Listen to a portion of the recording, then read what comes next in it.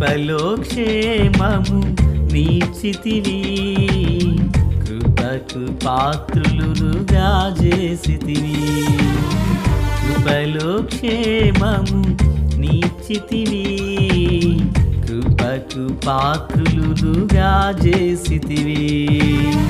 కృపను గూర్చి పాడెదనేను, కృపను గూర్చి పొగడెద నిన్ను.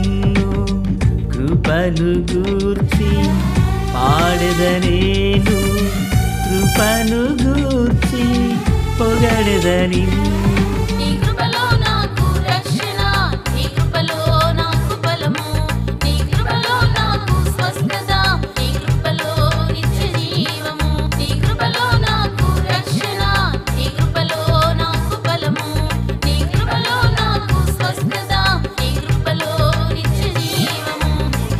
కృపలో క్షేమము నీచితివి, కృపకు పాత్రులుగా చేసితివి. మన ప్రభు అయినటువంటి యేసుక్రీస్తు వారి పరిశుద్ధమైన నామంలో తండ్రి అయిన దేవాది దేవునికి నిత్యము స్తుతియు స్తోత్రములు, మహిమయు ఘనతయు ప్రభావములు యుగయుగములు ప్రభునకే చెల్లునుగాక. ఆత్మీయులారా, బాగున్నారు కదా? దేవుని మహాకృపను బట్టి మరో పర్యాయం మనం ఎలాగున కలిసి ప్రభువును స్తుతించే కృపాభాగ్యము మహాదేవుడు మనకు అనుగ్రహించున్నారు. దయగలిగిన ఆయన ఆత్మచేత సమభూమి గల దేశమున ప్రభువు మనలను నడిపించునుగాక. ఆమెన్. నేటి దినాన మొదటి మంగళవారం దైవ సేవకులు ఉదయకాల వేళ 6 గంటలు మొదలుకొని సాయంత్రం 6 గంటల వరకు మందిరంలో విజ్ఞాపన ప్రార్థనలు చేయుచున్నారు. మీ గూర్చిన ప్రార్థన అవసరాలు మాకేదైనా తెలియపరచ గోరిన ఎడల తప్పక మీరు మాకు అందించండి. వాటి విషయమై సేవకులు ప్రభు సన్నిధానాన విజ్ఞాపన చేయబోచున్నారు.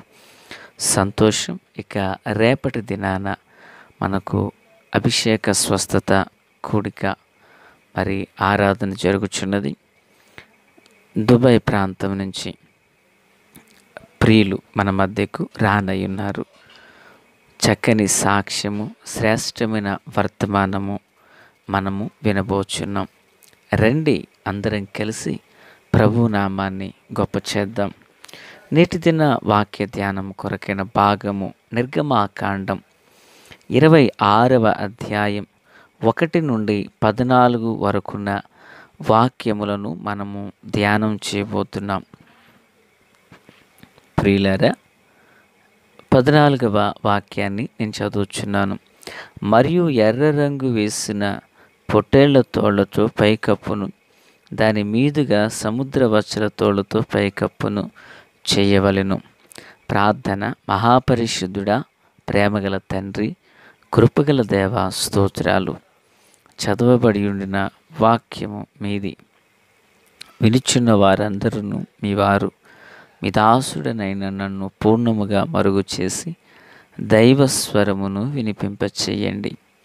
రాకడ కొరకు, రాజ్యం కొరకు సిద్ధం చేయండి. సియోనులో నుండి మీ కృపాహస్తం మందరికి తోడయుండునుగాక. యేసునామమున ఆమెన్. ఆత్మీయులారా, బాగున్నారు కదూ? ఈ 14 వచనాలలో దేవుని నివాస స్థలము అని పిలువబడిన ప్రత్యక్షపు గుడారంలో పరిశుద్ధ స్థలమును గూర్చినటువంటి విషయాలు, ఆవరణములో ఉండిన తెరలు, పైకప్పును గురించి ప్రభువారు మాట్లాడడం జరిగింది. దేవుని యొక్క మందిరం 100 మూరలు పొడవును, 50 మూరలు వెడల్పును కలిగినది ఉంటుంది. అంటే 100 మూరల పొడవు అంటే 50 గజాలు కదా. అనగా మరి గజమునకు 33 అడుగులు ఉన్నప్పుడు 5 3 15 150 అడుగులు పొడవు మందిరం. అలాగుననే ఈ మందిరం యొక్క వెడల్పు 50 మూరలు, అంటే దగ్గరగా 75 మూరల అడుగుల వెడల్పును కలిగినదై ఈ మందిరం ఉన్నది. ఈ మందిరము ప్రియులారా, మరి దీని యొక్క ఈ ఈ భాగములో మరింక 2 భాగాలు ఉన్నాయి. అంటే ఆవరణము కొలతను మనం చూసాం. పరిశుద్ధ స్థలం ఉన్నది, అతి పరిశుద్ధ స్థలం ఉన్నది. మళ్ళా చెప్పుచున్నాను, 150 అడుగులు పొడవు, 75 అడుగులు వెడల్పు కలిగిన ఈ ఆవరణంలో పరిశుద్ధ స్థలము, అతి పరిశుద్ధ స్థలము 2 ఉన్నాయి. దీనిని తెరలతో కప్పారు. ఈ ఆవరణము నాకు దగ్గరగా అవి స్తంభములుగా చేసి నిలువుగా 60 స్తంభములు, అలాగుననే మరి వెడల్పులో దగ్గరగా 20 స్తంభములు నిలవబెట్టి ఒక స్తంభానికి మధ్యలో తెరలను కట్టారు. ప్రియులారా, ఇక పైకప్పునకు మనం వచ్చినప్పుడు 28 మోరులు అంటే 14 గజాలు, 42 అడుగుల దగ్గరగా పై పరిశుద్ధ స్థలముపై ఆవరణముగా ఇవి కప్పబడ్డాయి. ప్రియులారా, ఈ తెరలు శ్రేష్టమైన నీల ధూమ్ర రక్త వర్ణములతో పేనిన సన్ననారతోనూ ఇవి చేయబడ్డాయి. చిత్రకారుని పని అయిన కెరూబులు కలిగినటువంటి బుట్టా పని అయిన కెరూబులను ఆ తెరల మీద అల్లిక వేయడం జరిగింది. ప్రియులారా, ఇంకను ఈ తెరలలో కొన్ని మేక వెంట్రుకలతో 7వ వచనం చదువుతున్నాను. మరియు మందిరముపై గుడారము మేక వెంట్రుకలతో తెరలు చేయవలెను, 11 తెరలను చేయవలెను అని చూస్తున్నాం. ఈ గుడారం అంతా కూడా ఏ విధమైన వ్యతిరేకమైన లేక మరి ఒక దానిని కప్పునకు వాడలేదు. అన్ని తెరలు మాత్రమే ఉన్నాయి, ఆవరణంలోను, పైకప్పులోను, గుడారంలో. ఇది దేవుని మందిరానికి ఉపయోగించబడినటువంటి తెరలు. ప్రియులారా, ఈ తెరలు రెండింటిని సూచిస్తున్నాయి. ఒకటి, యేసుక్రీస్తు యొక్క మానవ స్వభావాన్ని, యేసుక్రీస్తు యొక్క దైవ స్వభావం అనగా మహిమ స్వభావాన్ని తెలియజేస్తున్నాయి. మనము తుమ్మకర్ర బంగారు రేకు చేత కప్పబడినప్పుడు ఇదే మాట విన్నాం. ప్రత్యక్షపు గుడారములో వాడబడిన ప్రతి పనిముట్టు, ప్రతి పరికరం, ప్రతి తెర యేసునే సూచిస్తూ ఉన్నాయి, యేసునే ప్రతిబింబింప చేస్తూ ఉన్నాయి. ఈ తెరలను ఒకదానికొకటి అవి కలిపి ఉండడానికి, మన భాషలో కలిపి కొట్టడానికి గాను నీలి రంగు కలిగిన దారమును ఉపయోగించి దానికి కొంకిళ్ళ వల్లే తయారు చేసి, మన భాషలో కాజాలు వల్లే తయారు చేసి, కాజా అంటే తినేది కాదు సుమి, బటన్ పెట్టుకోవడానికి, అది బంగారు గుండీలను ఏర్పరిచారు. అంటే ఒక తెరను కలిపి వాటిని ఒక చోట చేర్చడానికి నీలి రంగుతో కలిపి కొట్టి 5 తెరలను కలిపి మరొక 5 తెరలను కలిపి నీలి రంగుతో కుట్టి 5 తెరలను ఈ 5 తెరలను మరి కొలుకులతో గుండీలను ఏర్పరిచినట్లుగా చూస్తాం. అంటే 10 తెరలకు మధ్యలో గుండీలు ఉంటున్నాయి. పిల్లరా, అంటే ఈ నీలి రంగు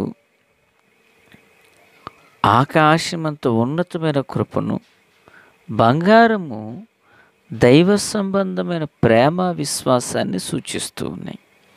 నా దేవుని పిల్లరా, క్రీస్తునందు నాకు అత్యంత సన్నిహితులారా, ఈ గుడారము, ఈ తెరలు, ఇవన్నీ యేసుక్రీస్తు ప్రభువారి దైవ స్వభావమును మానవ స్వభావమును తెలియపరచుచు, ప్రియులారా, ఆయన దైవ ఉనికిని మనకు కనుపరుస్తున్నాయి.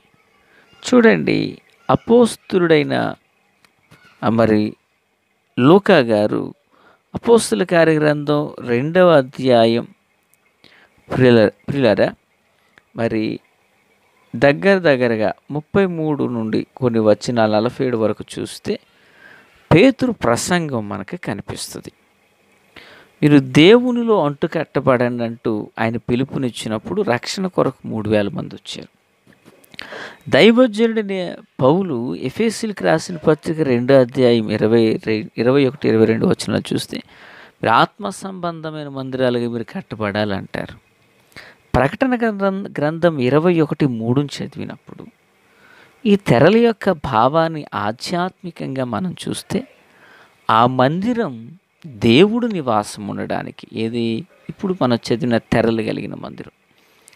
అయితే దేవుడు శాశ్వత నివాస స్థలమైన మందిరం మనమే ఆత్మ సంబంధమైన మందిరాలుగా కట్టబడాలని, దేవుని నివాసం మనుషుల మధ్యలో ఉన్నదంటూ ప్రకటన గ్రంథంలో చూస్తున్నాం.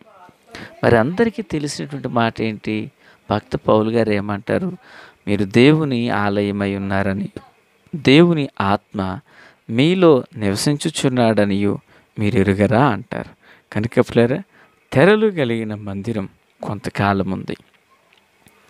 అయితే నిజమైన దేవుని మందిరం ఎవరంటే మనమే. ఈ వాక్యాన్ని వినుచున్న నీవే దేవుని మందిరం, దేవుడు నివాసం ఉండే మందిరం. కనుక ఆత్మీయులారా, నీవు దేవుని మహిమ కలిగిన మందిరముగా ఈ భూమి మీద కట్టపడాలని ప్రభువు ఆశిస్తూ ఉన్నారు. మరి నీవు దేవుని మందిరంగా ఇప్పటికి అమర్చబడ్డావా? అంటుకట్టబడ్డావా? అలాగున నీవు అంటుకట్టబడిన ఎడల ప్రభు కృప నీ మీద సమృద్ధిగా అనుగ్రహించబడుతుంది. ఆ కృపతో దేవుడు మనలందరినీ దీవించునుగాక. ఆమేన్. పరమ తండ్రి స్తోత్రాలు. వాక్యమందరి హృదయాల్లో ఫలభరితం చేయండి. మీ దీవెన ఆశీర్వాదమును దయచేయండి. సియోనులో నుండి మీ కృపాహస్తం తోడు దయచేయండి. యేసు నామమున ఆమేన్. Praise the lord.